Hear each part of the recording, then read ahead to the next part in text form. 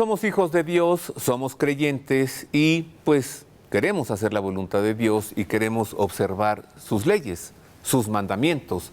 Esta es la ley de Dios. Pero pues también somos ciudadanos y somos integrantes de una nación que tiene leyes para regir la vida de la nación. ¿Qué hacer? ¿Cómo vivir esto? Seguir la ley de Dios, seguir las leyes de los hombres. Total, no dejamos de ser hijos de Dios y no dejamos de ser miembros de una sociedad. ¿Cómo dar respuesta a esta dicotomía? De eso se trata este programa. Quédese con nosotros, la ley de Dios y la ley de los hombres.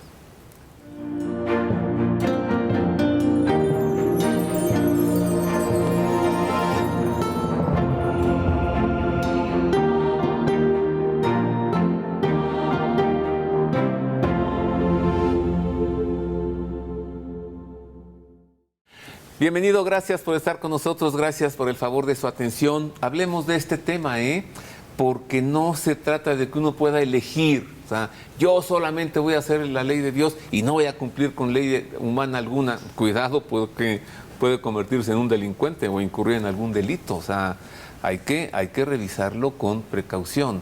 Ya el Señor dijo, a ver, ¿de quién es este denario? Pues me parece que es del César, ¿no? Pues entonces, si esto es de él, pues dénselo a él, y a Dios, pues dénelo de Dios. Ahí está una respuesta de nuestro Señor.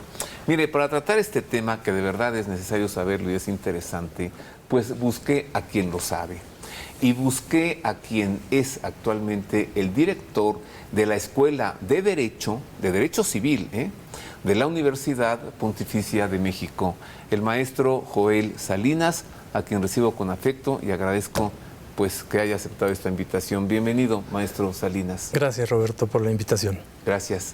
Y recibo también con afecto, pues para revisar también la parte religiosa o la parte teológica o ese derecho que norma la vida de la Iglesia y es el Código de Derecho Canónico, al padre Rogelio Ayala Partida, quien pues cuenta con un doctorado en Derecho Canónico por la Universidad Católica de América con sede en Washington y quien es profesor de la Universidad Pontificia de México. Bienvenido, padre Rogelio. Muchísimas gracias, don Roberto.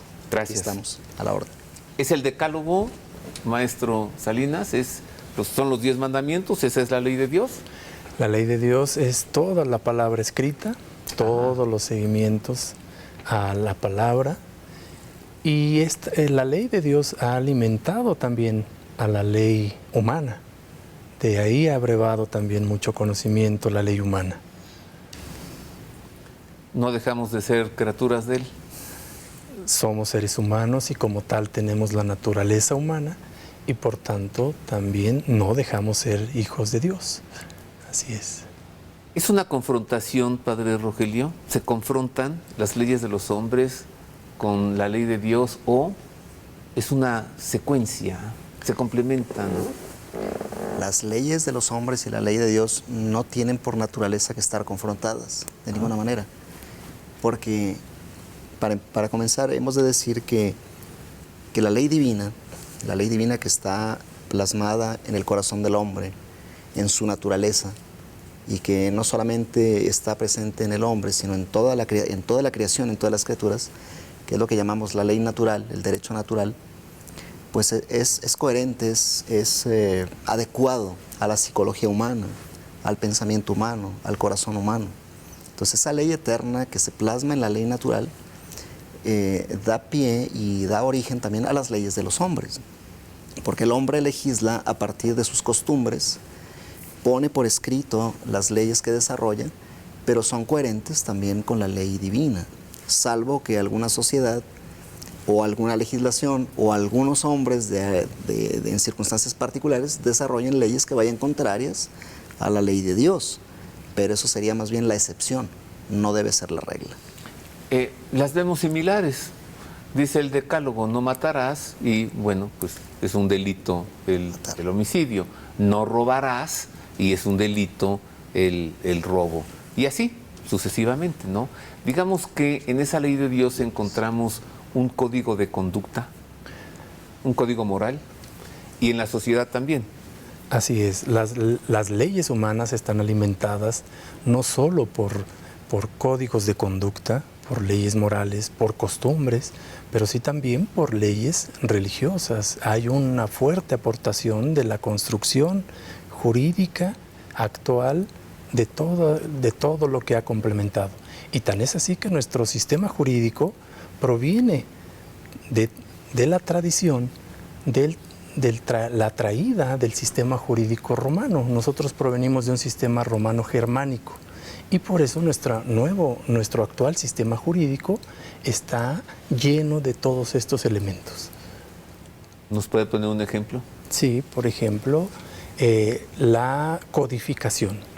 La manera de nuestro sistema jurídico está a la misma usanza y a la misma construcción que se hizo el derecho romano. El derecho romano con la codificación es parte importante y parte elemental de nuestro propio sistema jurídico contemporáneo. A ver, investigamos para usted, para entrar en materia.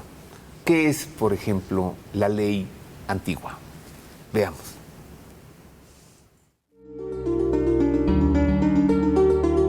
El Catecismo de la Iglesia Católica explica que Dios, nuestro Creador y Redentor, eligió a Israel como su pueblo y le reveló su ley, preparando así la venida de Cristo. La ley de Moisés contiene muchas verdades naturalmente accesibles a la razón. Estas están declaradas y autentificadas en el interior de la alianza de la salvación. La ley antigua es el primer estado de la ley revelada. Sus prescripciones morales están resumidas en los 10 mandamientos.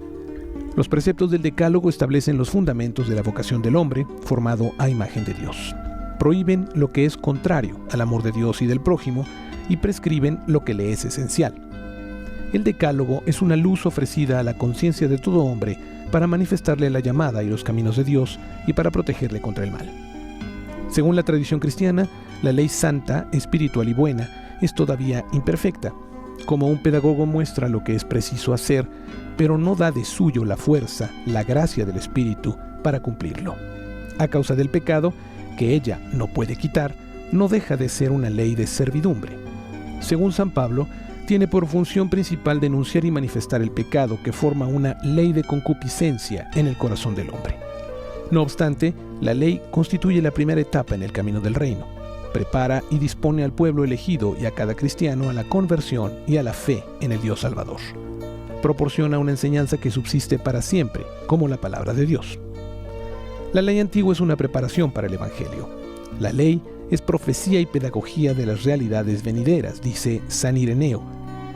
Profetiza y presagia la obra de liberación del pecado que se realizará con Cristo. Suministra al Nuevo Testamento las imágenes, los tipos, los símbolos para expresar la vida según el Espíritu. La ley se completa mediante la enseñanza de los libros sapienciales y de los profetas que la orientan hacia la nueva alianza y el reino de los cielos.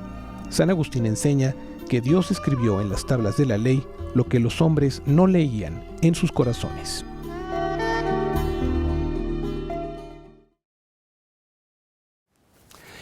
De esto entonces somos herederos. Somos herederos de un sistema romano-germánico y que nos es traído a nuestro país y por tanto hemos ido construyendo nuestra realidad jurídica desde todos estos principios que rigieron durante la época del Sacro Imperio Romano Germánico. Parece ser que actualmente hay desórdenes morales, parece ser que hay inconformidad por propuestas de algunos legisladores en la sociedad, en un pueblo creyente, y entonces parece que hoy sí hay una cierta confrontación. ¿Qué opinan ustedes? Por ejemplo, la despenalización del aborto. Por ejemplo, el matrimonio entre personas de un mismo sexo. O sea, eso para un creyente es una aberración. Tenemos que entender primeramente que las costumbres siempre dan origen a las leyes, pero costumbre no se entiende como la práctica de personas particulares sobre aspectos pequeños de la vida, sino las grandes formas de hacer la vida humana en las sociedades. Entonces, así, por ejemplo, el matrimonio, las formas celebrativas, las fiestas, el orden de los procesos, las formas como la humanidad ha desarrollado la forma de hacer las cosas, dio origen a las leyes. Entonces, por ejemplo, el matrimonio, si entendemos desde su etimología, matris, madre, monus, oficio, que sería el cuidado de la madre de tus hijos, ¿no? Pero que se institucionaliza, que se protege por la vida social. Entonces, si se entiende eso, pues vamos a dejar fuera formas que no correspondan a la verdad de la costumbre inmemorial de los pueblos, pero que también está plasmada en la ley de Dios. ¿A la ley de Dios también, desde la visión de la teología, se le llama ley natural? Hay una idea exactamente dentro de toda la construcción de ley del derecho natural. Y el derecho natural también proviene desde la construcción de la ley de Dios.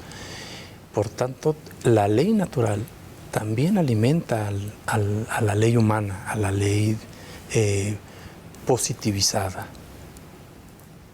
Una ley natural es que el sol salga todos los días. Y las leyes de los hombres jamás podrán derogar eso. No, por ejemplo, la ley es ley natural, por ejemplo, la preservación de la vida.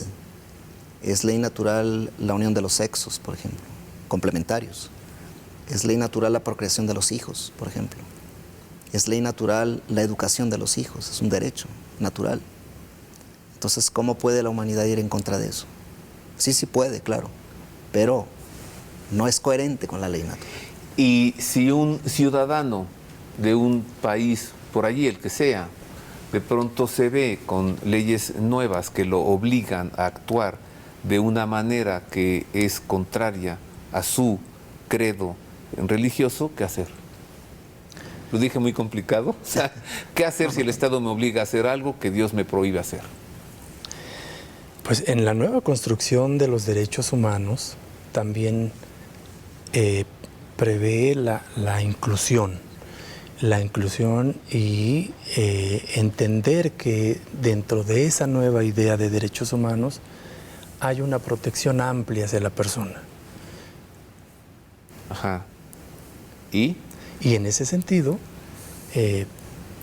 el ciudadano, si es obligado a cumplir una ley que vaya contra sus principios religiosos, pues puede no atender a lo que le determina, porque sus principios religiosos se lo mandatan. Es la objeción de conciencia. Es la objeción de conciencia. Sea religioso o no religioso.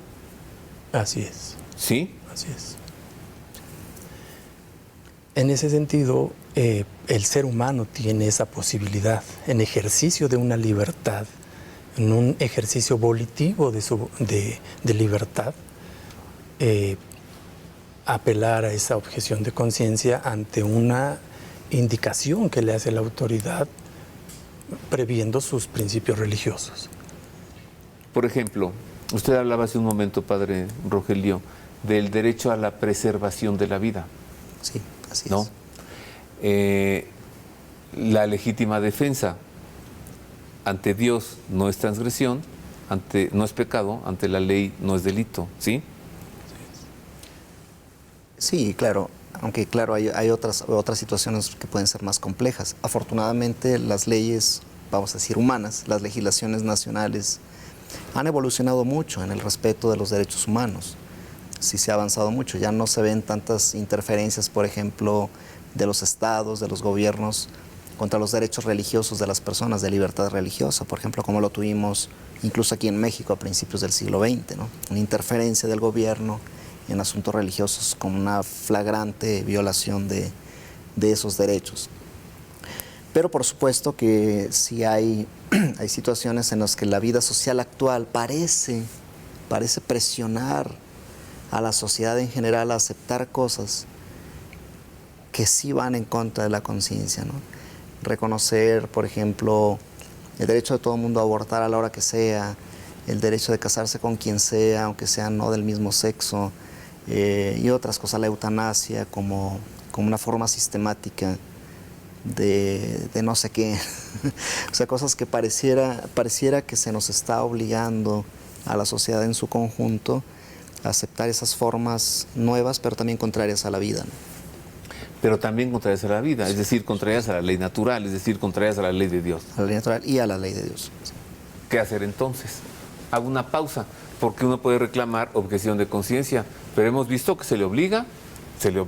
Entonces, ¿qué hacer ante este caso? Y también, ya que el padre Rogelio Ayala es canonista y con doctorado en Derecho Canónico, que nos explique algo del Derecho Canónico y que el maestro Joel Salinas nos explique algo del Derecho Civil y que nos digan cómo es, por ejemplo, que en una universidad puede uno encontrar ambos derechos.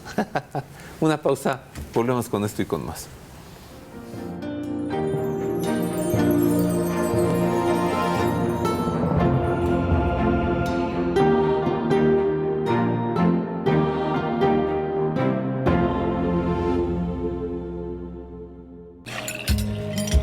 ¿Sabes cómo se prepara un domingo en familia?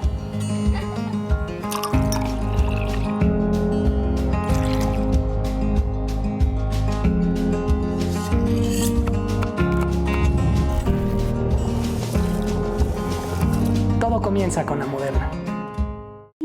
En este 2022, la nueva forma de peregrinar es navegar desde Tierra Santa siguiendo los pasos de San Pablo por Turquía, Grecia y la ruta de la Sagrada Familia por Egipto. En Tierra Santa, la Anunciación, la Natividad, el río Jordán, el mar de Galilea, y en Jerusalén, el Cenáculo, el Huerto de los Olivos, la Vía Dolorosa y el Santo Sepulcro. Luego, a bordo del crucero de la fe, la ruta de San Pablo por Chipre, Éfeso y Atenas. En Egipto, una expedición bíblica por los lugares de la Sagrada Familia. Además, el legado del Egipto cristiano y la monumental arqueología a lo largo del Nilo. Reserve cuanto antes. 55 49 80 86 41 o 55 52 07 95 11 y en www.viavaticano.com. En mi peregrinación he visto más cosas de las que recuerdo, pero en mi recuerdo hay más cosas de las que he visto. Vía Vaticano.